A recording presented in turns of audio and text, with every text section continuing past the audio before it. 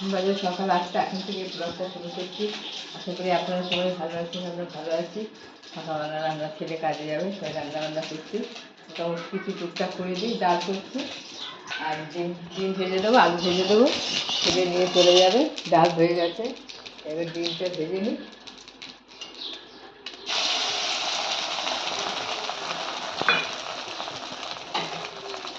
ডিম ভেজে আর আলু ভেজে দেবো, আলু সেদ্ধ আছে, এই নিয়ে ছেলে চলে যাবে। তারপর আবার রান্না বান্না করবো, কী করবো কি না করবো সবই আপনাদের দেখাবো।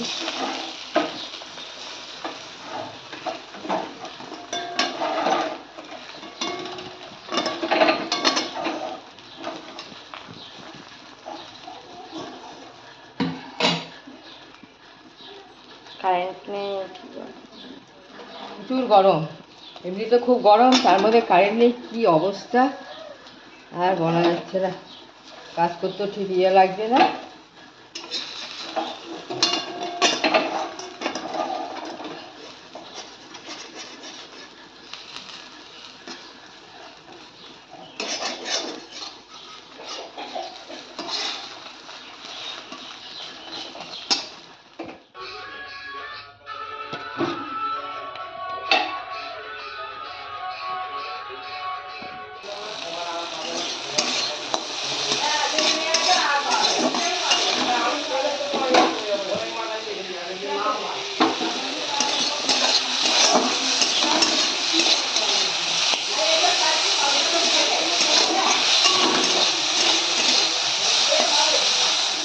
চলে গেছে, এবার বাকি কিছুটা কাজকর্ম ছিল, এদিক ওদিকে একটু পরিষ্কার করলাম বৌমা আর আমি।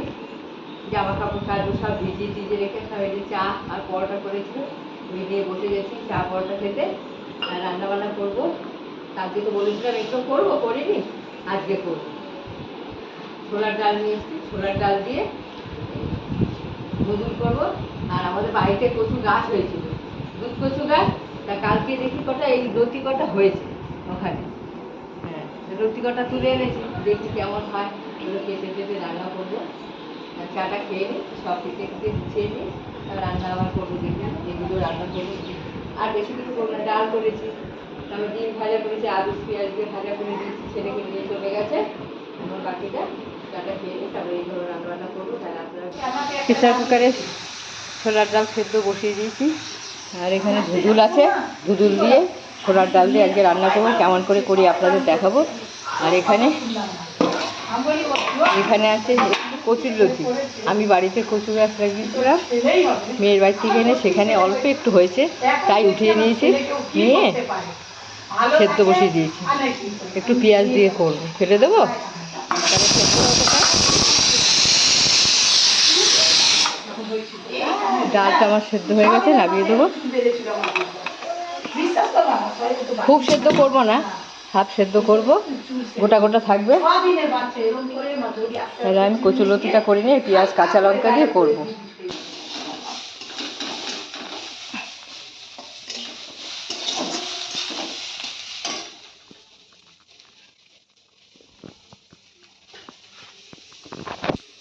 কচুলতিটা সেদ্ধ হচ্ছিল না, প্রেসার কুকারে দিয়ে সেদ্ধ করে দিয়েছি, ফেলবো না, দেখি কেমন লাগে। এনে গাছটা লাগিয়েছিলাম, গাছের গোড়া দিয়ে 2-4টে লতি বেরিয়েছে, ওইটাই করছি। এই যে পেঁয়াজ ফোড়ন দিয়ে, পেঁয়াজ কাঁচা লঙ্কা দিয়ে, কালো দিয়ে ফোড়ন দিয়েছি, দিয়ে এটা করবো।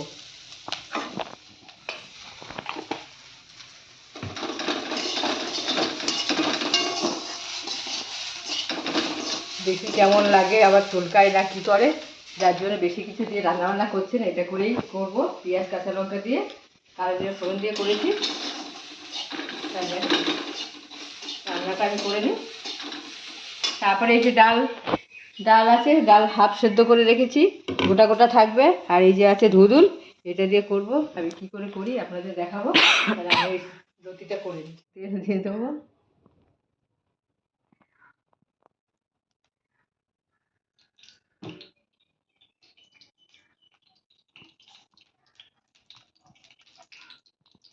দেবো সাদা জিরে ফোড়ন,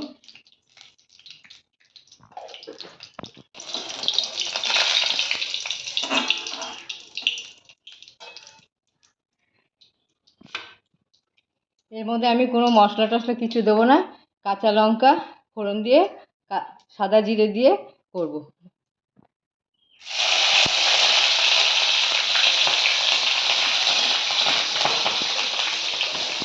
ঝিঙেগুলো দিয়ে দেবো, ঝিঙে না এটা ধুঁদুল।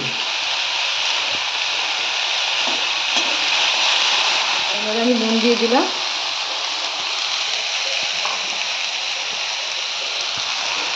হলুদ দিয়ে দিলাম, তারপরে ডালগুলো দেবো।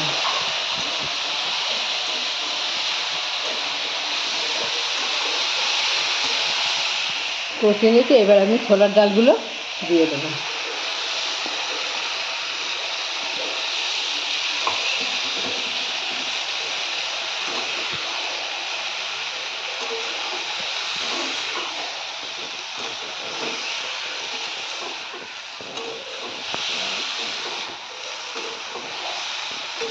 এবার আমি ঢাকা দিয়ে দেবো।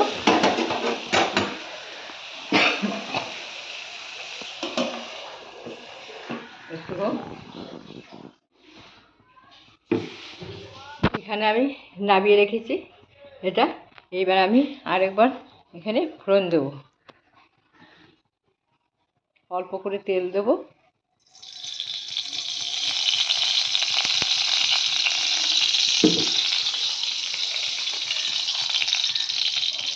এখানে দেবো তেজপাতা আর একটা শুকনো লঙ্কা, কেননা সেন্টটা ভালো থাকবে ওই জন্য আমি পরে শুকনো লঙ্কা তেজপাতাটা দিচ্ছি।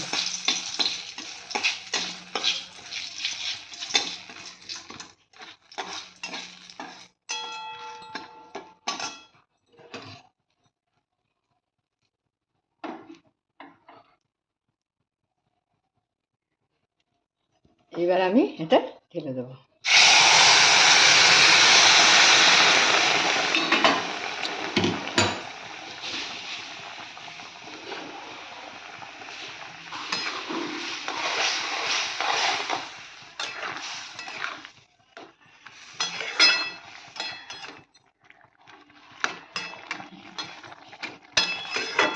আর একটুখানি হবে, তারপরে আমি ঘি দিয়ে নামিয়ে দেবো। এবার দেখে নিচ্ছি কী হলো।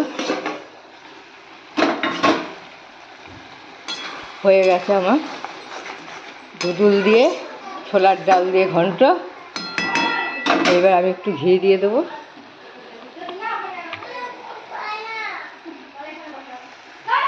একটু ঘি দিয়ে নামিয়ে দেবো।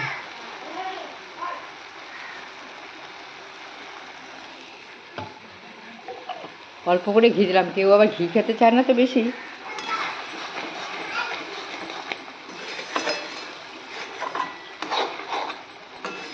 আমার হয়ে গেছে, হয়ে গেল ছোলার ডাল দিয়ে ধুঁদুলের ঘন্ট।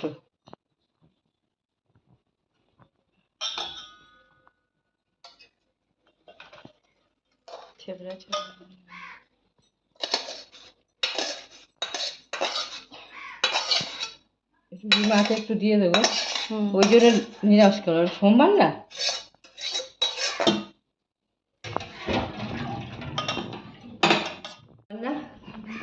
সব রান্নাবান্না হয়ে গেছে, এবার কাজকর্ম করে নিয়ে অনেকটা ভিজিয়েছি, ওগুলো এখন কাচবো, গ্যাসটা সব মুছে নেবো। বৌমা চান হয়ে গেছে, এখন বাচ্চাকে খাওয়াবে। ব্লগটা এখানেই শেষ করছি। ভালো লাগলে like comment share and subscribe করে দিও। Tata, bye bye, good night.